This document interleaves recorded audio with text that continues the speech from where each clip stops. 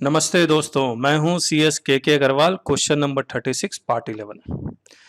अब इस क्वेश्चन को अगर मैं सरल भाषा में बताऊं तो ये कहता है कि अगर C और S का क्रेडिट की जगह आपने I का क्रेडिट ले लिया या I का क्रेडिट की जगह C और S का क्रेडिट ले लिया, यानी कि रॉन्ग क्रेडिट ले लिया, तो आप क्या करेंगे। तो ये कहता है कि रॉन्ग क्रेडिट को आप DRC 03 के थ्रू रिवर्स कर दीजिए और करेक्ट क्रेडिट को सितंबर मंथ से पहले यानी कि सितंबर मंथ के रिटर्न में 3B के सितंबर मंथ में आप करेक्ट क्रेडिट क्लेम कर लीजिए। अगर आप सितंबर महीने के रिटर्न में नहीं करते हैं तो ये क्रेडिट लैप्स हो जाएगा, ये तो रिवर्स करना ही पड़ेगा। लेकिन मैं आपको एक बात बताता हूँ, एक सर्कुलर आया था 26/26/2017 डेटेड 29 दिसंबर 2017 और इस सर्कुलर के अकॉर्डिंग DRC 03 के थ्रू आपको रिवर्स करने की जरूरत नहीं है, आप 3B में ही रिवर्स कर सकते हैं। मैं अभी दिखलाता हूँ आपको।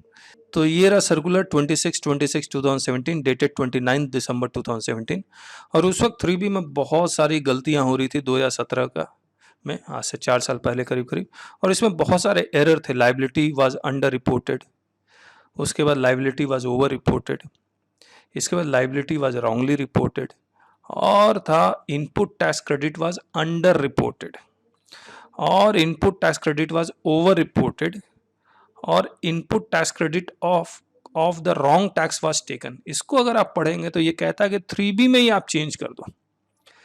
तो 3B में अगर आपने IGST क्रेडिट अगर आपने गलत क्लेम किया है तो उसको आप माइनस कर दीजिए 3B में और करेक्ट क्रेडिट क्लेम कर लीजिए। DRC 03 उस वक्त आया भी नहीं था, हो सकता उस वक्त सर्कुलर में नहीं लिखा, लेकिन क्योंकि सर्कुलर आज भी वैलिड है तो हमारा ये मानना है सितंबर महीने के बाद अगर आपको पता लगता है कि आपने गलत क्रेडिट क्लेम किया है देन यू यूज DRC 03। लेकिन अगर सितंबर महीने में या सितंबर महीने से पहले अगर आपको पता लगता है तो 3B is the correct document where you have to correct the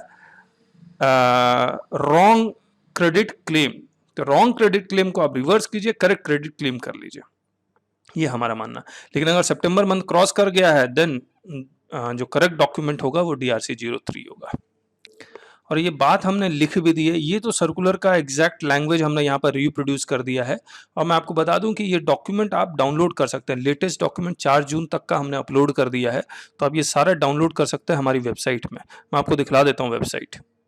तो ये हमारी वेबसाइट है taxbykk.com। यहाँ पर आप फ्री में जाएंगे और इस फ्री में जाने के बाद यहाँ पर आप पॉपुलर सेलेक्ट कर लीजिए। जब आप पॉपुलर सेलेक्ट कर लेंगे तो ये वाला ये yes practical FAQ under GST ये डाउनलोड हो जाएगा। और एक बात और बता देता हूँ, हमारी लाइव क्लासेस हम लोग GST की लाइव क्लासेस शुरू कर रहे हैं 1 जुलाई 2021 को और काफ़ी डिटेल में है। एक बार में पूरा GST समझ लीजिए, बार बार आपको कोई क्लासेस सेमिनार वेबिनार अटेंड करने की ज़रूरत नहीं पड़ेगी। तो इसको ज़रूर से कीजिए और लगातार इसमें कोई डेली बेसिस पे कोई ना कोई एडमिशन ले रहा है तो इसको ज़रूर से अटेंड कीजिए। आपको हर हालत में फ़ायदा होगा, गारंटी दे रहा हूँ कि आपको अच्छी तरह से समझ में आएगा सब कुछ। अब वापस आते हैं। अब हम लोग नेक्स्ट क्वेश्चन में आते हैं, क्वेश्चन नंबर 237 में। A registered person is having head office in Delhi and 2 manufacturing plants in Punjab and Uttarakhand. Please explain the procedure by which ITC available to head office can be availed by manufacturing plants. अब देखिए, इसको head office है और आपका 2 plant है पंजाब और उत्तराखंड में, तो जितना भी आउटवर्ड सप्लाई होता है पंजाब और उत्तराखंड से ही होता है। हेड ऑफिस सिर्फ आप ये समझ लीजिए, हेड ऑफिस से कोई आउटवर्ड सप्लाई नहीं होता है, लेकिन हेड ऑफिस बहुत सारे खर्चे करता है पंजाब और उत्तराखंड के लिए। या तो कॉमन खर्चे करता होगा या एक्सक्लूसिवली पंजाब या एक्सक्लूसिवली उत्तराखंड के लिए करता होगा।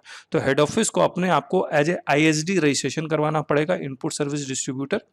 और इसको जब ISD की तरह रजिस्ट्रेशन करवा लेगा फिर वो जितना भी कॉमन क्रेडिट है या एक्सक्लूसिव क्रेडिट है वो ISD इनवॉइस के थ्रू पंजाब और उत्तराखंड को डिस्ट्रीब्यूट कर सकता है GSTR 6 के थ्रू।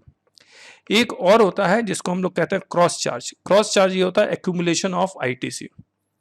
अब ये एक्यूमुलेशन ऑफ ITC ये होता है कि अगर आप किसी एक जगह सारा क्रेडिट इस्तेमाल करना चाहते हैं या भेजना चाहते हैं, जैसे आपका एक ही फैक्ट्री है पंजाब में लेकिन बाकी सभी जगह सेल्स ऑफिस है और पंजाब से ही आउटवर्ड सप्लाई होता है, ये सेल्स ऑफिस जितने भी खर्चे कर रहे हैं उसका क्रेडिट आप सारा का सारा पंजाब में देना चाहते हैं, तो यहां पर आपको यूज करना पड़ेगा क्रॉस चार्ज।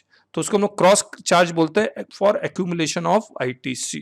तो इसको हम लोग बहुत डिटेल में अपने रिकॉर्डेड वीडियो क्लासेस में भी अवेलेबल है, उसको भी जरूर से देखिएगा। अब हम लोग आगे आते हैं क्वेश्चन नंबर 238 में। A building is damaged due to fire and expenses in the nature of capital and revenue are incurred. How to claim credit on such expenses? इसके बारे में हमने पिछले क्वेश्चंस में भी बहुत सारा कुछ डिस्कस किया था।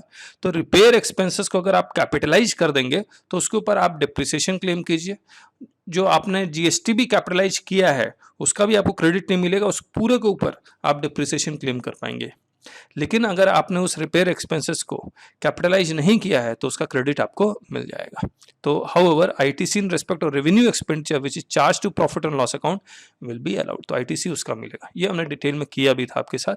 और क्वेश्चन नंबर 218 में they have only coated D, clause D. तो हमने बताया था क्वेश्चन 218 जब हम लोग डिस्कस करते सी नहीं लिखा हुआ लेकिन सी भी आएगा, जो यहाँ पर वो लिख भी रहे हैं।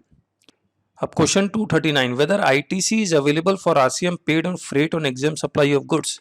मान लीजिए मैं ये कहता हूं मैं बुक्स सप्लाई करता हूं, बुक्स का ट्रांसपोर्टेशन करता हूं, या बुक्स को मैं कुरियर करता हूं। बुक्स तो एग्जाम्प्ट है, लेकिन कुरियर चार्जेस तो मुझे लगता है और उस कुरियर चार्जेस पे जीएसटी भी लगता है। ट्रांसपोर्टेशन करता हूं तो ट्रांसपोर्टेशन ऑफ बुक्स एग्जाम्प्ट नहीं है, तो मुझे ट्रांसपोर्टेशन वाला जब बिल इशू करेगा तो मुझसे जीएसटी भी लेगा। तो क्या मैं उस जीएसटी का क्रेडिट क्लेम कर सकता हूं या नहीं कर सकता हूं? तो ऑब्वियसली नहीं कर सकता हूं। तो वही लिखा हुआ, the tax paid under RCM on freight will not be eligible for credit as it is directly attributable to affecting exempted supplies. 240, in the case of educational institution where there is no output tax liability, what will be the procedure to get ITC on various taxable supply received by it, as this increases various cost for the institution? अगर मेरा educational institution है और मैं tuition fees लेता हूँ, उस पर output tax नहीं है, आउटपुट टैक्स खत्म, इनपुट टैक्स खत्म, obviously it will increase the cost. लेकिन जब आउटपुट टैक्स टैक्सेबल ही नहीं है तो मुझे उसका आईटीसी नहीं मिलेगा। और अगर मेरा आउटपुट टैक्स कुछ आउटपुट सप्लाई टैक्सेबल और कुछ एग्जेम्प्ट है तो मुझे कॉमन क्रेडिट को अपॉर्शनमेंट करना पड़ेगा और रूल 42 और 43 अप्लाई होगा।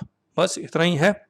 नेक्स्ट पार्ट टेबल में क्वेश्चन 241 से करेंगे। So thank you so much. और हमारी जो जीएसटी की लाइव क्लासेस 1 जुलाई 2021 से शुरू होने वाली है, आज से समझ लीजिए 20-25 दिन बाद, ज़्यादा दिन नहीं है।